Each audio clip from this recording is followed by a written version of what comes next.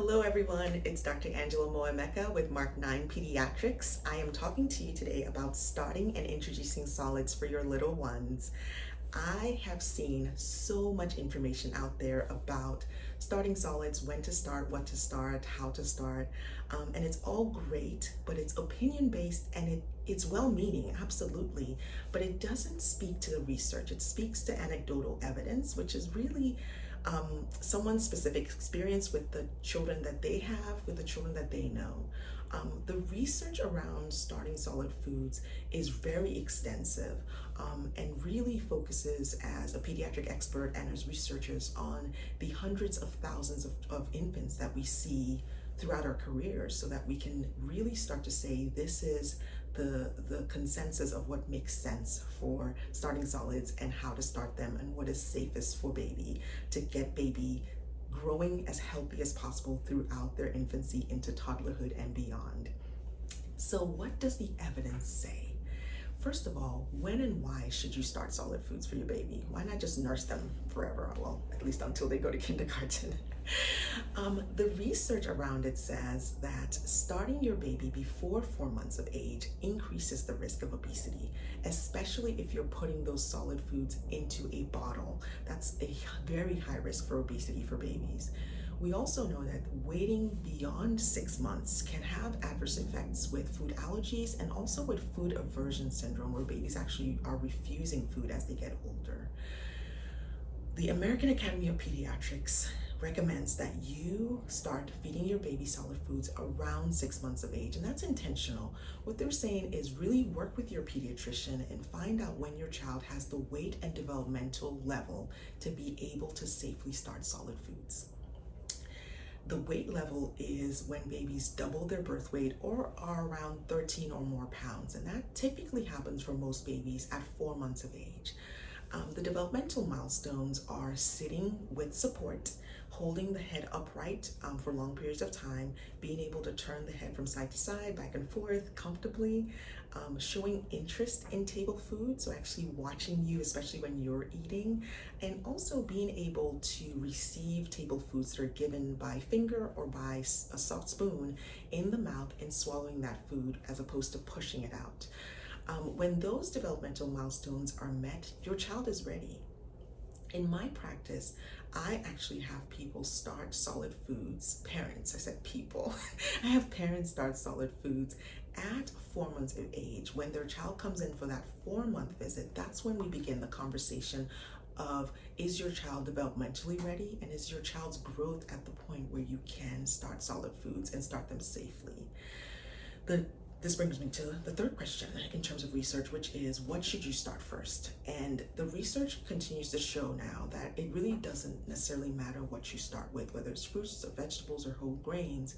What matters is that you're using a single ingredient whole food.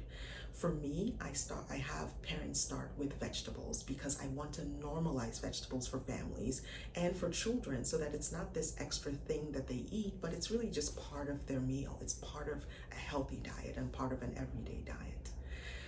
The fourth question that's asked is there anything I need to avoid when I'm starting solid foods? We know the research now shows that high allergen foods are safe to give to children under a year of age. What you want to avoid is honey, never giving that under a year of age.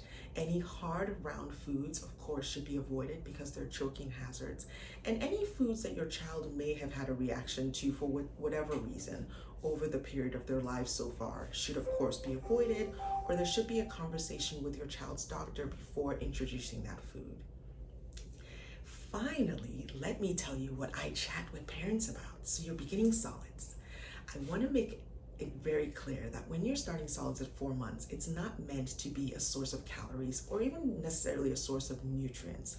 Breast milk and formula will remain the exclusive source of calories and nutrients for your baby, really until they're at least 6 months, and even for many babies till they're about 8 to 9 months before you really start to have other foods providing calories and nutrients for your baby.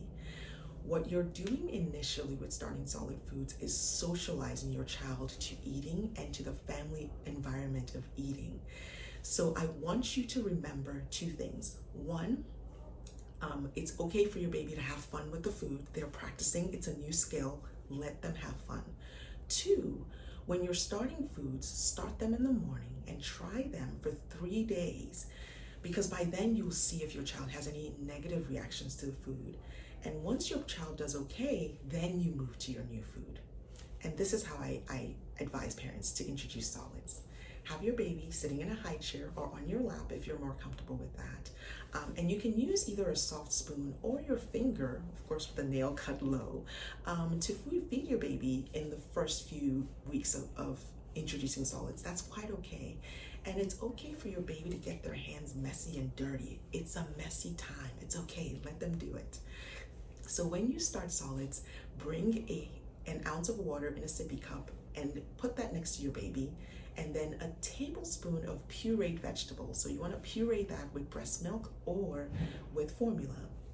Mix that in, either put it in a bowl or on the table of your child's high chair, and let your child explore the texture, let your child explore the taste of that food. It doesn't matter how much they actually swallow. This is not about calories and nutrient source. This is about texture, taste, and getting familiar with the foods. When you try the food for 3 days and your child does fine, go ahead and move that breakfast food to lunch and try a new vegetable in the morning. Again, for 3 days, they do fine. Move the lunch vegetable to dinner, the breakfast vegetable to lunch, and then try a third vegetable in the morning. Once they're tolerating those 3 vegetables, you can then start mixing the 3 of them, or you can start introducing another food into their diet that they may enjoy, and that is a food that the family typically enjoys. As long as it's pureed, as long as you're doing a single ingredient at a time as a new food for them, and that you're offering that in the morning. And of course, remember my 2 rules. Morning, 3 days at a time, and let your child have fun with this. This is not meant to be a stressful time for you or for your child. You want to make sure that you're cleaning your child's mouth in the morning and at bedtime, because of course you want to protect their gums and their teeth and keep them healthy. That 1 ounce sippy cup of water is important. Get your child used to drinking from a sippy cup. Get them used to having water as part of a meal. And also, you want to understand that they are eating solid foods. So the water helps to balance out the fact that everything else that they're eating is liquid in terms of constipation and stool consistency.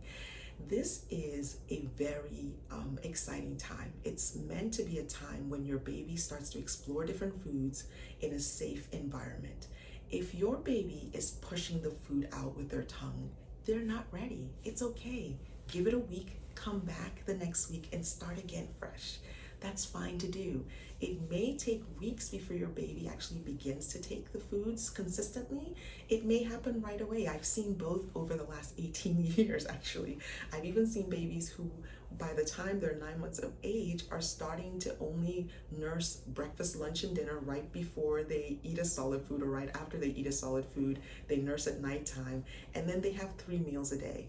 That's okay. Take your time and remember that while your baby is introducing or getting introduced to solids, breast milk and formula remain their source of nutrition, their primary source of nutrition. So you don't want to cut anything down.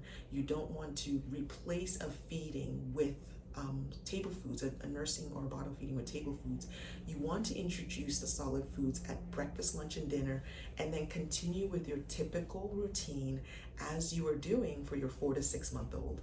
As your baby does get older, however, as you talk to your pediatrician about this, you'll see that they will naturally start to require calorically more solid foods and table foods in addition to breastfeeding and table and bottle feeding, in order to make sure that they're growing and developing well.